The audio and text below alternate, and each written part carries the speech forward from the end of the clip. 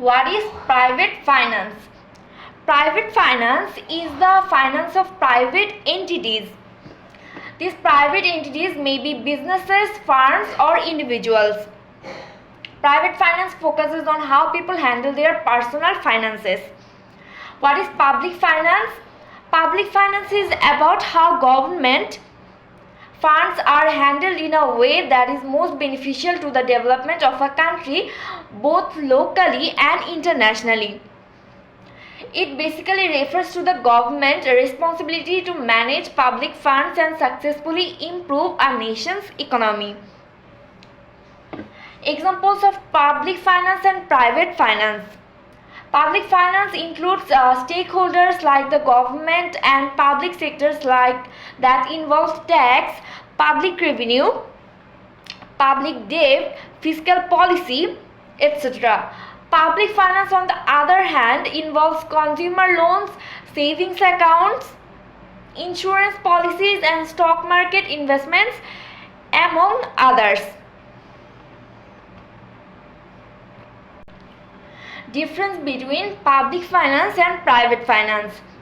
Public finance and private finance, point number 1 is the government determines its budgets and expenditure first before they find the means to raise funds. On the other hand, private finance expenditure is adjusted according to the source of income. Hence, expenses are determined by income. Point number 2 is, in terms of financial difficulties, the government has several sources of income and revenue they can borrow from, whereas private firm is compared to public entities, the private individual has limited. Point number 3 is public entities operate an annual budgets.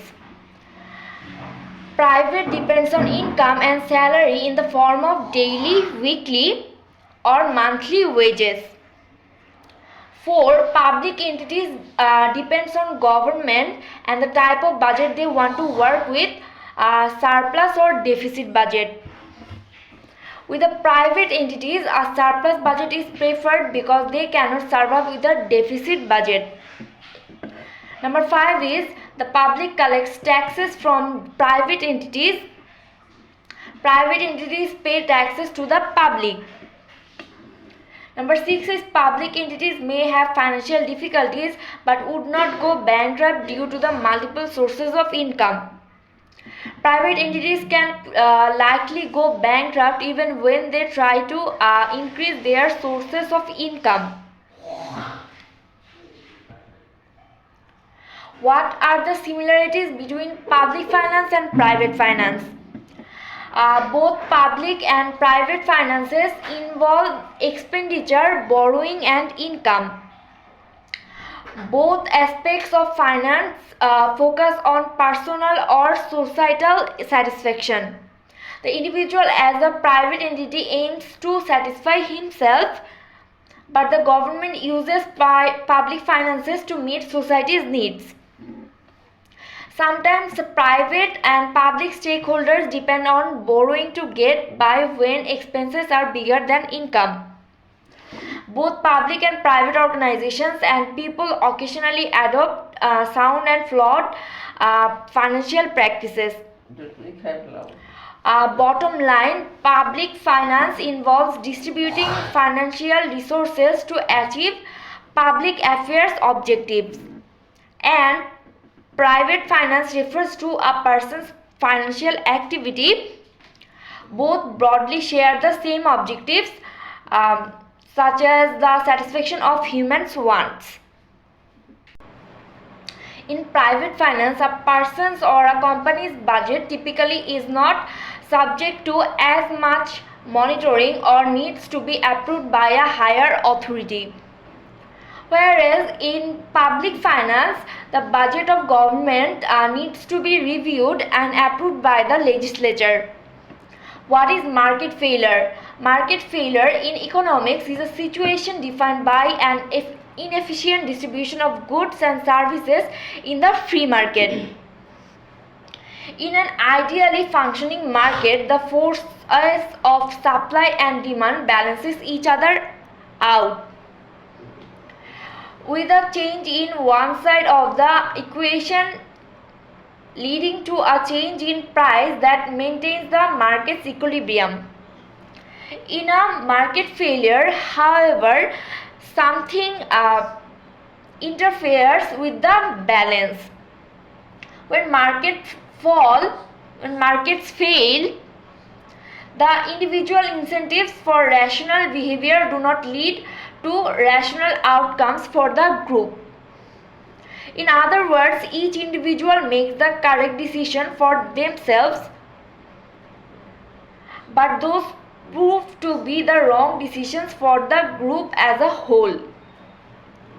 A market failure refers to the inefficient distribution of resources that occurs when the individual in a group end up worse off than if they had not acted in rational self-interest.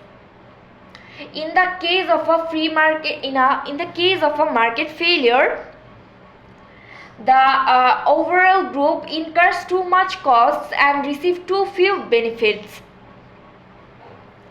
The economic outcomes under market failure deviate from what economists usually consider optimal and are usually not economically efficient. Contrary to what the name implies, market failure does not describe imperfections just in the market economy. There can be market failures in government activity too. One noteworthy example is rent seeking by special interest groups. Special interest groups can benefit by lobbying for small cost on everyone else, such as through a tariff. When each small group imposes its costs, the whole group is worse off than if no lobbying had taken place. Causes of market failure. There are many types of imbalances that can affect the equilibrium of the markets. The following list provides an overview of some common causes of market failure. Externalities occur when the consumption of a good or service benefits or harms a third party. Pollution resulting from the production of certain goods is an example of a negative externality that can hurt individuals and communities.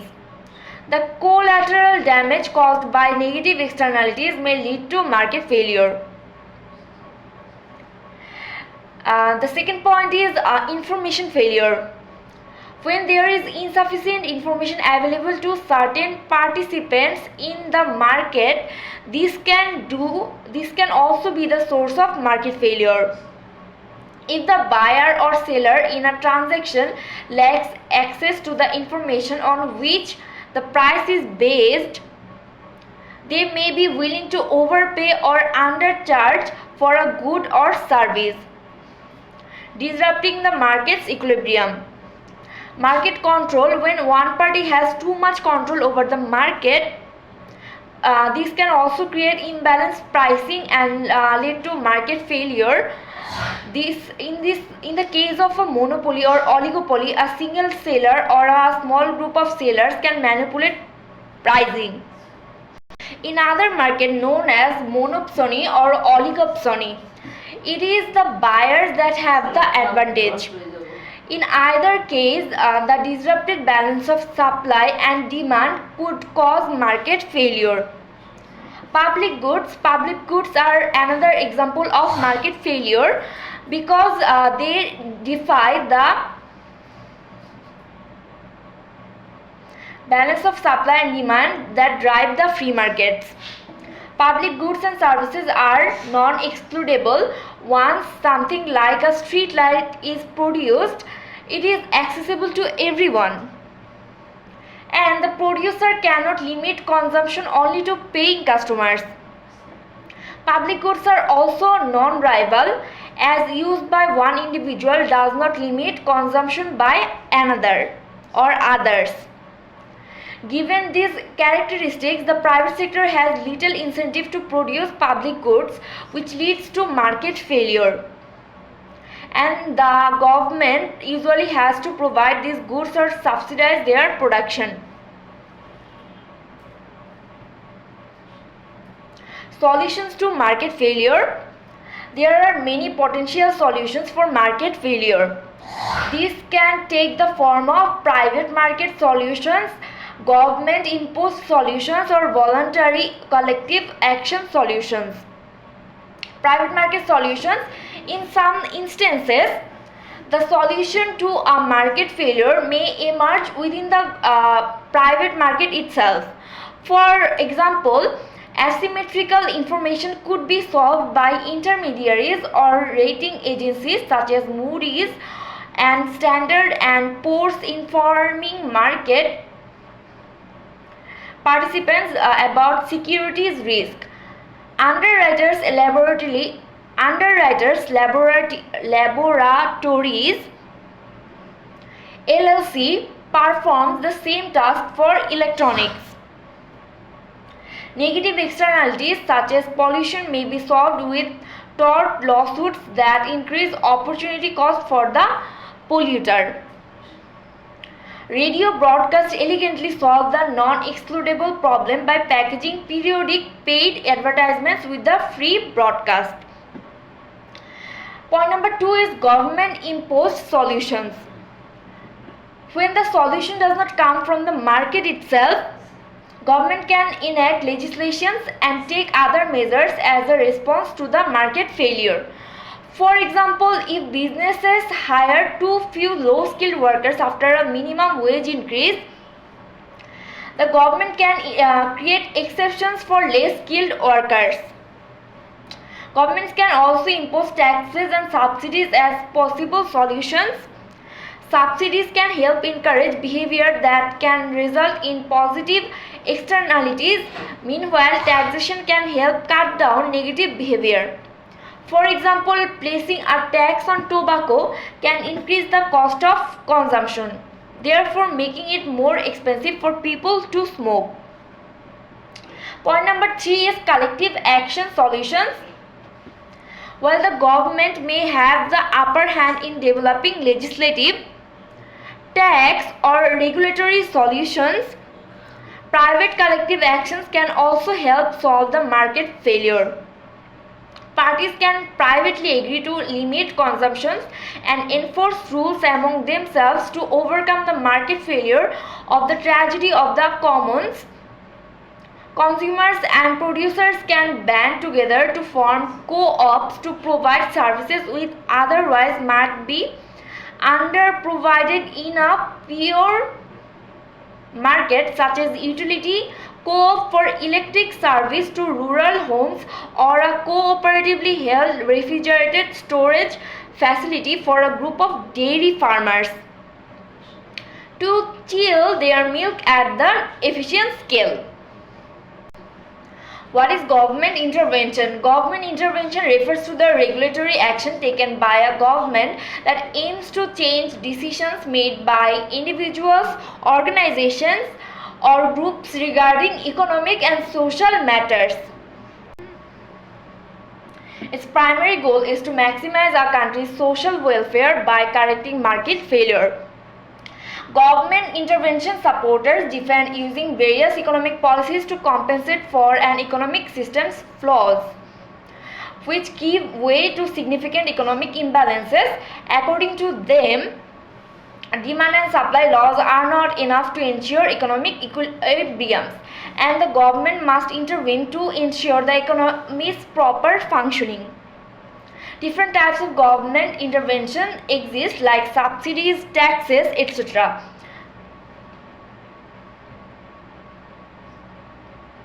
Government intervention in economy explained. The government intervention definition refers to a regulatory action carried out by any government that directly impacts a market economy to change the free market equilibrium. It is necessary because of the market inefficiencies and failures. To pursue specific social and economic goals and improve welfare, the government introduces rules and regulations to deliver unachievable results under a free market. Government have multiple tools at their disposal to intervene when issues arise. For example, they may utilize the introduction of new programs, funding and taxes, etc. A government may also intervene if local governments cannot handle natural disasters. Such disasters may occur owing to economic problems, not just humanitarian or physical issues. The significance of such an intervention depends on the type of economic system a nation adopts. In the case of common economic system, such intervention is significant. The government identifies what is best for the economy and allocates the available resources accordingly. Moreover, it makes decisions related to the manufacturing and distribution of goods. Under this system, the private sector's role is minimal. It can even be zero. On the other hand, a free market economy functions in reverse and focuses on minimizing intervention. It operates freely via a demand and supply mechanism. This mechanism ensures a more efficient allocation of resources than the command economy system. Moreover, under a free market economy, a government's role is typically restricted to imposing rules for recognizing and safeguarding private property ownership. That said, the private sector plays a crucial role in the system.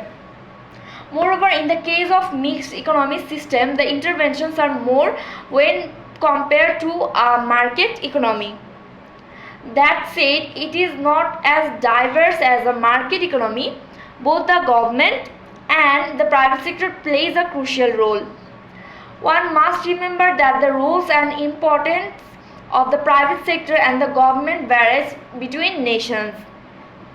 For example, Cuba and China are inclined towards a common economy. On the other hand, in the USA and UK, the private sector plays a more crucial role in managing economic resources.